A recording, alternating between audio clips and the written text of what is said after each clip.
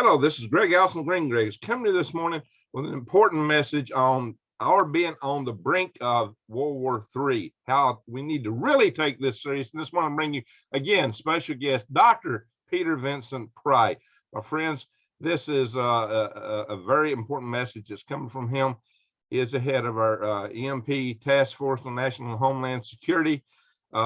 He is a leader in the world of EMP, electromagnetic pulse defense, of defending our power grid, and a nuclear and weapons systems expert. So pay attention, guys. And if you're not subscribed to my channel, please subscribe, bang the update notification bell, and click all. And by the way, because of the threat of these things, you need to pay special attention to prepping and getting ready for what may be coming at us. A long-term food storage will be crucial if these things take place. So go to prepwithgreg.com. prepwithgregs.com, and you will find this food that lasts 25 years. It's freeze-dried, breakfast, lunch, and dinner. You can get it for the $150 off right now for a 3-month supply. So check it out, my friends. prepwithgreg.com, and the link will be below. So Dr. Pry, what is the gravity situation? We're about to send HIMAR rocket launchers to Ukraine. And Russia's told us that crosses a red line. So, and they're talking about missiles that's only reached 43 miles possibly.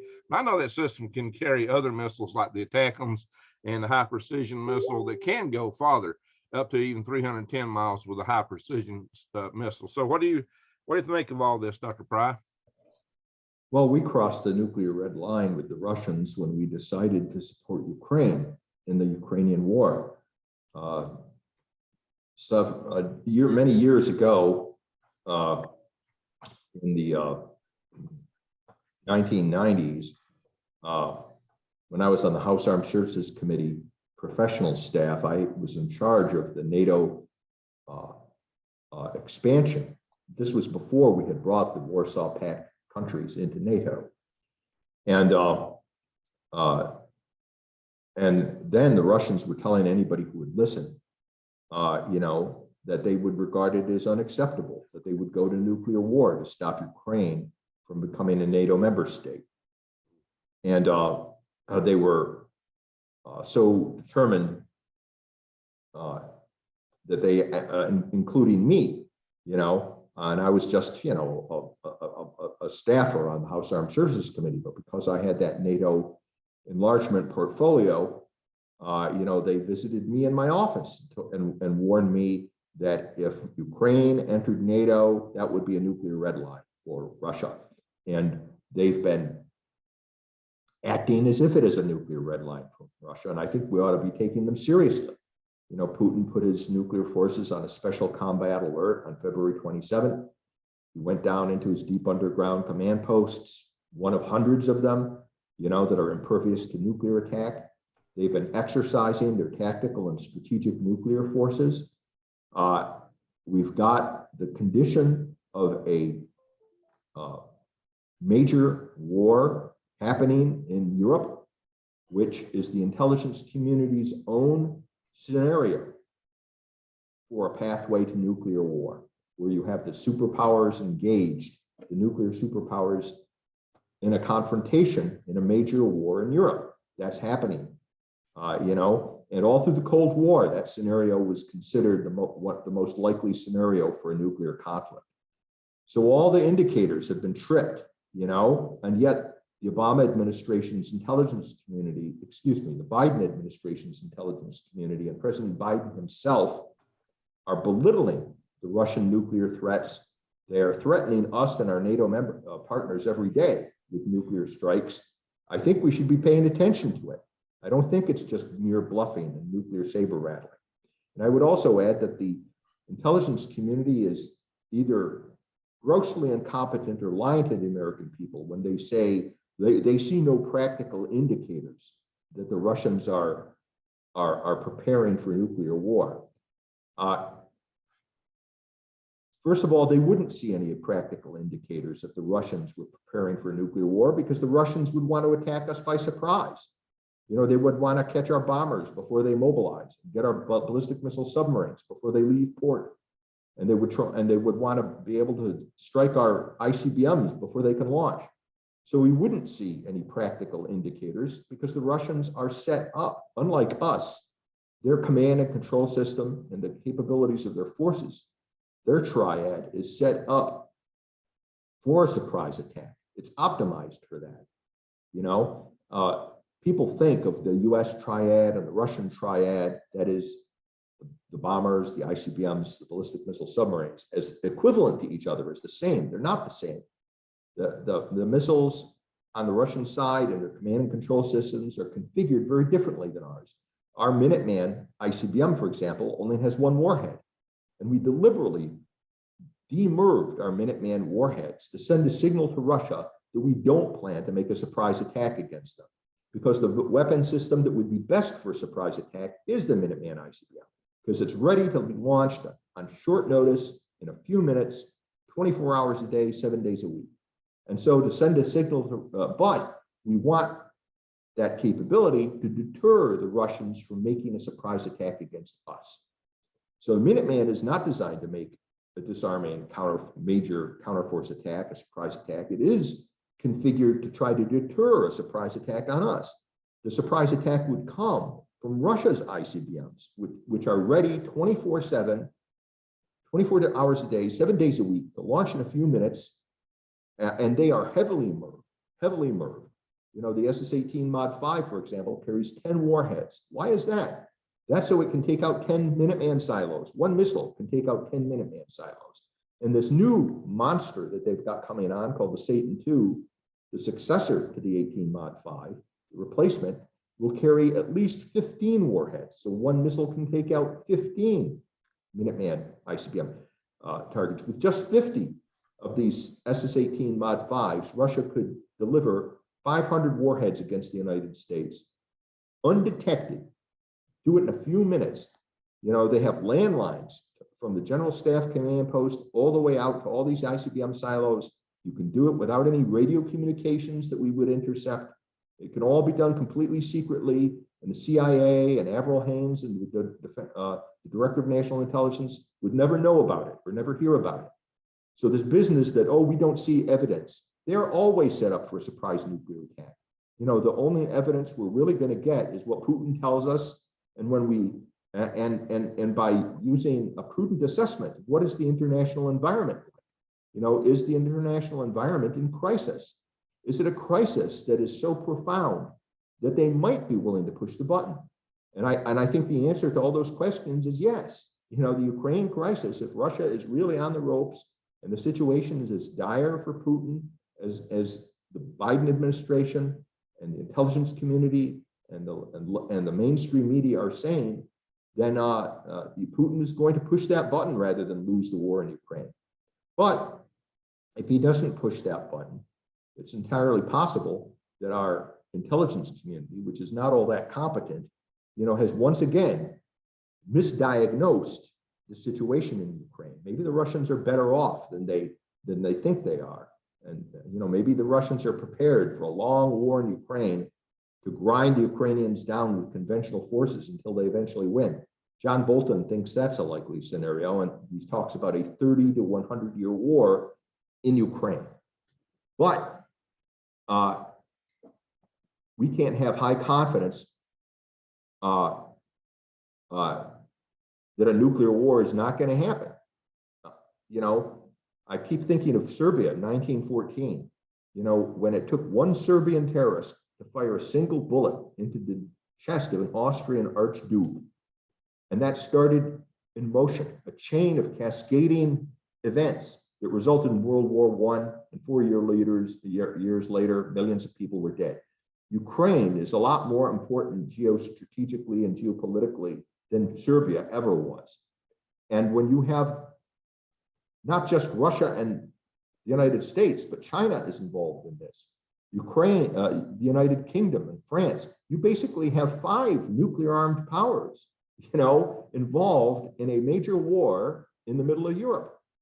The escalatory possibilities are limitless. And I'm not talking about just what a lot of academics are talking about. Yes, I'm sure that some are advising Putin to use a limited use of tactical nuclear weapons, for example, against the Ukrainian armed forces. But I'm sure there are other voices that are making more ambitious recommendations. You know, there are different factions in Russia. You know, some of them, you know, are going to say, don't go small. If you're going to use tactical nuclear weapons, you might as well win the tactical nuclear war from the outset. Let's go big and attack all the tactical nuclear weapon sites in Europe. You know, there are a handful of bunkers in the Benelux countries and Germany and Italy and Turkey that they could strike to destroy all of our tactical nuclear forces so that we would have no means of responding to a tactical nuclear strike. Others would say, once you start using tactical nuclear weapons, the thing is going to escalate to a strategic exchange between the homeland. Let's listen to what Marshal Sokolovsky said in his landmark book, Soviet Military Strategy, you know, published back in the 1960s. And it's what we, the Russians, believed all through the Cold War, that once you let off one nuclear weapon, the thing is going to escalate to an all-out nuclear war. So let's go big right from the outset and do a massive tactical and strategic nuclear strike on the US homeland to win that nuclear war. You know, we only need 500 warheads. We only need to launch 50 SS-18 Mod 5s, just 50 ICBMs, and we can defeat the United States and solve the problem of the United States and NATO forever and win World War III. And there's going to be others saying we don't even need to go to the nuclear war to win. You know, we can use EMP and cyber warfare in combination to black out the electric grids of NATO and Europe and paralyze these countries and win without nuclear war. So I think all of these things are on the table. All of them are being considered. And the Biden administration and his advisors are like children playing with nuclear fire. They don't seem to appreciate the stakes. I think this is the most dangerous moment that I've ever seen in my lifetime of involvement in national security issues. Well, Peter, Russia looks for strategic depth in defense of their homeland because their country, Moscow's on a flat open plain, and its nearest point in the Ukrainian border is only 274 miles to Moscow.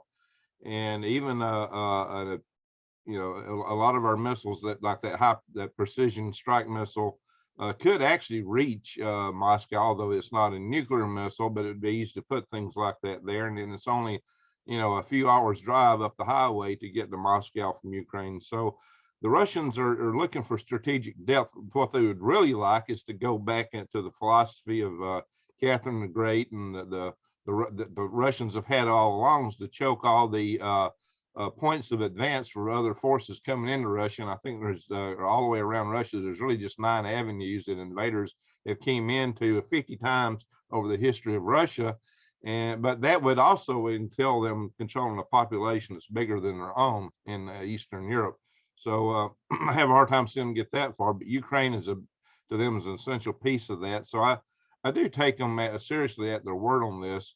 I think it's unfortunate for the people of Ukraine, but we, you know, not being in NATO is what they asked for. And I don't know why we would need to put Ukraine in NATO, and we didn't have them in NATO to start with. And so, you know, we need to come up with something to diffuse this thing right now, because I think Putin is serious. And as you have pointed out, he can launch, a lot of people don't understand this, that the submarines can launch, and Russian submarines can launch from port. You pointed that out to us in the past, how that works. A lot of people do not appreciate that. Ours have to be at sea to launch. And you've also, you know, this whole spectrum, even if they just hit us in the EMP, that would devastate our nation. And we won't be able to respond militarily. Our forces will not be able to launch if the command and control system is taken out. And a lot of that is not hardened and adequately protected. So, and Putin has furthermore stated verbally on more than one occasion that he could win a nuclear war. He's told us that. Whether you believe that's true or not, the key thing is he believes it. At least he tells us that he believes it, which means there's an indication that he might actually believe that. And there's good reason to believe that he believes that, because of the type of strike capabilities that you've talked about. It can be done. And this nuclear winter scenario is probably overhyped. I don't mean that something couldn't happen, but I believe that's overhyped. So what do you think, Peter? Well, nuclear winter is a myth. It is overhyped, and it's overhyped by the left, the anti-nuclear crowd, because they want to convince people that, oh, you can't win a nuclear war. Likewise, they overhype the effects of radioactive fallout and the like, and say, oh, it would be the end of the world if there were a nuclear war. Only people in the West, who are burdened with having to listen to these left-wing propagandists, believe any of that stuff. Look, we've had enormous volcanic explosions in the course of this country's history, including Mount St. Helens in this country within our lifetimes, and it didn't generate anything like a nuclear winter. We've had hundreds of atmospheric nuclear tests, as many nuclear weapons detonated in the atmosphere as would be executed in a modern nuclear war, and there was no hint of anything like a nuclear winter. Nor has, before we understood the effects of radioactive fallout, the world did not die from the atmospheric nuclear tests that were conducted back in the 50s before they figured out, oh, it's not a good idea to test in the atmosphere.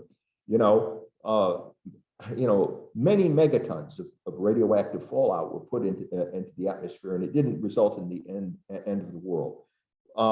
In the mid-1970s, there was a classified briefing by the late, great Jim Schlesinger, who had been a friend of mine.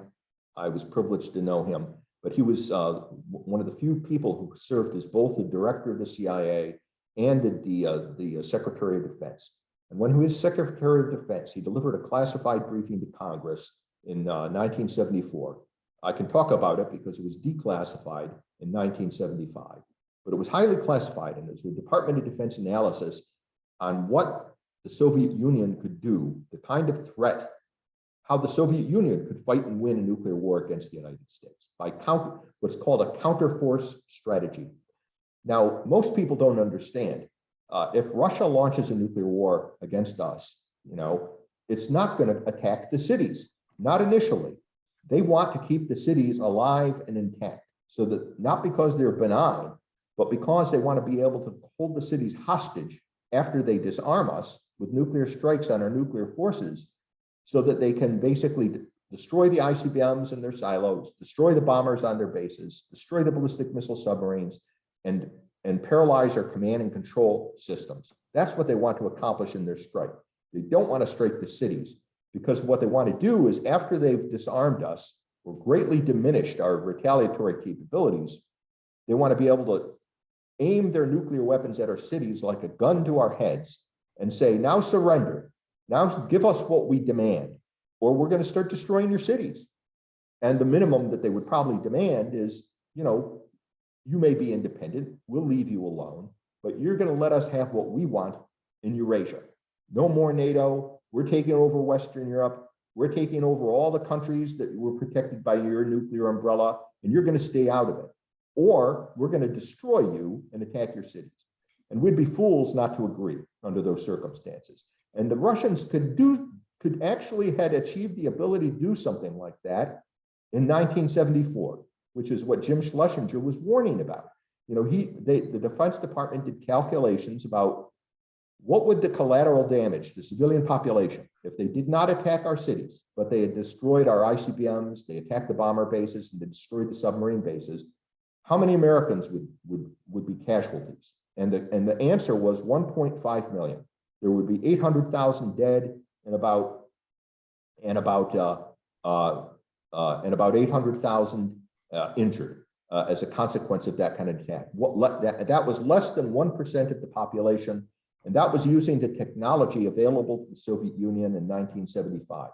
Today, Russia has much better, more accurate. The weapons are lower yield because they're more accurate. The weapons are better designed, so the fission component is much smaller, so the fallout is much less. And by the way, when you're doing a counterforce attack, there probably would be very little or no fallout, because the optimum burst height for maximizing blast is so high that the fireball doesn't come in contact with the ground. You don't get fallout if the fireball doesn't come in contact with the ground. So there would be very little or no fallout from a counterforce attack. And this is what they could do if they went worst case and instead of using EMP and cyber warfare, decided they're going to do it the old-fashioned way and blast our ICBMs. People will say, well, what about our submarines at sea? You know, won't we So be Peter, able to Peter, stop it? Peter, Yeah. you don't think they need ground bursts to take our ICBMs out? You think just an air burst will do it? But what about like Cheyenne Mountain? When they go for Cheyenne Mountain, that will take them. They'd have to pummel that mountain to take the Cheyenne Mountain out. Yeah, well, I'm not sure. The Cheyenne Mountain was designed for atomic weapons, you know, during it wasn't designed for a 1 megaton bomb. It was designed for, like, you know, a high yield atomic weapon. You know, the highest yield from an atomic weapon is 500 kilotons, half a megaton. You know, I think you could use overpressure to basically destroy Cheyenne Mountain without generating a lot of fallout. But if you had to lay one down on Cheyenne Mountain, okay, that's one area where you would have some fallout resulting from cratering Cheyenne Mountain if you felt you had to do that. I don't think that they would have to crater Cheyenne Mountain in order to destroy it. And by the way, Cheyenne Mountain is not the headquarters anymore for NORAD. The headquarters is actually in Peterson Air Force Base, which is outside, and it's near Cheyenne Mountain. And I think that was a huge mistake. Cheyenne Mountain is now the alternative command post, and a lot of our military commands have been moving their alternative command posts into Cheyenne Mountain because of the increased threat of a nuclear war. But we never should have moved our main quarters for NORAD and Space Command out of Cheyenne Mountain in the first place. They're still at Peterson Air Force Base, which is completely naked. I mean, it's just a normal Air Force base that has no protection. Wow. Okay, Peter. So of course, there's still the threat of an EMP. So there's still that threat, which could have a huge impact on taking out the majority of our population that way. So after a year, but this is what I think they would do. You know, they do that not because they wanted to kill a majority of the population. Up to 90% of the population would die from starvation, disease, and societal collapse, according to the EMP Commission. But they would do that to paralyze our nuclear forces and our command and control systems so they'd win a nuclear war that way. And it would put pressure on an American president to say, now what do I do? You know, I have, with the residual forces that are left to me, do I go and fight a losing war against Russia and China? Or do I use these residual forces in a desperate effort to try to repair my electric grids, you know, before millions of Americans start dying, because that clock is running towards starvation and societal collapse. And obviously, any president that obeys the common Constitution and his common sense is going to say, okay, these guys can take NATO Europe and take Ukraine and take Taiwan. I've got to save the American people. And so focus on bringing back the electric grid before millions of people starve. So in the EMP scenario too, they're basically holding the American people hostage, you know, forcing an American president to give up on winning World War III to go and save his people. Wow, well, you know, common sense seems to be a short supply inside the Beltway. I think there's some magical force field there that robs that out of people's heads. So, Peter, what do you recommend? What do you recommend? Would you have my viewers contact the authorities in DC, the Congress critters and the administration, say lay off, back off? We need to reconsider. So what would you recommend going forward? What I have recommended in my article, you know, we can turn lemons into lemonade in Ukraine. I would urge President Biden to increase the DEFCON level of U.S. nuclear forces so it's a more survivable level. That's one of the other things he has done that is unprecedented and that puts this country at risk. Even though the Russians have put their forces on alert, we have not put ours on alert. We're still at DEFCON 5, which is the lowest readiness level. It leaves us vulnerable to a nuclear Pearl Harbor. So he needs to posture our forces so that they're a more survivable level. When he does that simultaneously, he should immediately communicate to Putin and Moscow that we're raising the readiness level of our forces, not because we plan to attack Russia, but because they have left us no choice. They have put their forces on alert. We have got to put our forces on alert. And we should tell the Russians, look, we don't want to get in a nuclear war with you. You don't want to get in a nuclear war with us, we hope. So we've got to bring peace to Ukraine. Let's negotiate peace in Ukraine based on the peace treaty that Russia offered. There was a 6-point peace treaty that Russia offered before it invaded Ukraine. And many of the conditions that Russia wanted in that peace treaty are very reasonable, like not bringing Ukraine into NATO. We should give them a guarantee. Okay, Ukraine is not going to be going into NATO. We should tell them NATO is not going to expand any further eastward. This is in our interests too. I don't want to put my children and grandchildren at risk of a nuclear war for the sovereignty of Kazakhstan. Why should we bring Kazakhstan into NATO? These are reasonable requests. I'm not saying we would meet all the Russian requests, but we should begin the process of negotiation and bring peace to Ukraine, stop the killing of the Ukrainian people, to end that war, and most importantly, to end the nuclear escalatory possibilities that can come out of that war. Nobody knows what can happen. We don't have complete control. The Russians don't have complete control. Anything could happen in Ukraine. It could be like Serbia in 1914, and some unexpected thing could happen that would put us into a nuclear war, or it could happen right in our faces because Putin has told us that he's willing to go to nuclear war. Amen. Amen. Ukraine. So let's end that escalatory possibility.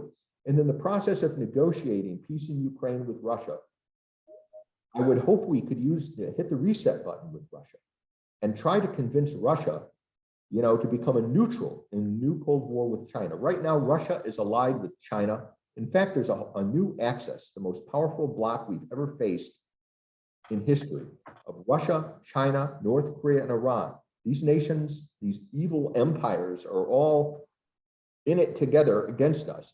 And I don't think we can win a new Cold War against that combination of military and economic and nuclear power from these actors. So our best hope for winning the new Cold War, or winning into World War III if it happens, is to divide and conquer, to try to get Russia to become a neutral, at least in the course of negotiating this peace in the new Cold War, or even to split the alliance with China by getting Russia to become a strategic partner with the United States. Amen. Amen. I've called from that from the get-go. I think Putin would be willing to do that because he understands, I believe, that China is a bigger threat to Russia in the long run than the West. Amen. I think he was waiting all through the Trump administration for President Trump to hit the reset button. That was General Flynn's plan, to hit the reset button with Russia and make them a strategic partner. But the Trump administration couldn't do it because the Democrats made politics over Russia. And Democrats blew it, and today we're facing the nuclear war because of, well, Peter, I do have a website people can go to, the freedomrestorationfoundation.org, and it tells you how to contact your officials, your Congress critters, all these folks, and to bring these things up. So let's do it, guys. Let's get active, and let's try to call for change here. Dr. Fry, I hate to cut short, but I've got to run. A final word? Make peace, not war, in Ukraine. Amen. Amen. Thank you so much for your time this morning, Dr. Fry. I really appreciate you and all you've done. You're one of my personal heroes because you care and you put out the extra effort to make our world a better place. So everyone, please follow this example and do contact your local representative, contact your congressman, contact your senators, contact the administration, and tell them this. So thank you everyone for watching. Thank you, Dr. Fry, and everyone have an awesome day today. Bye-bye. Okay, thank you. Okay, my friend.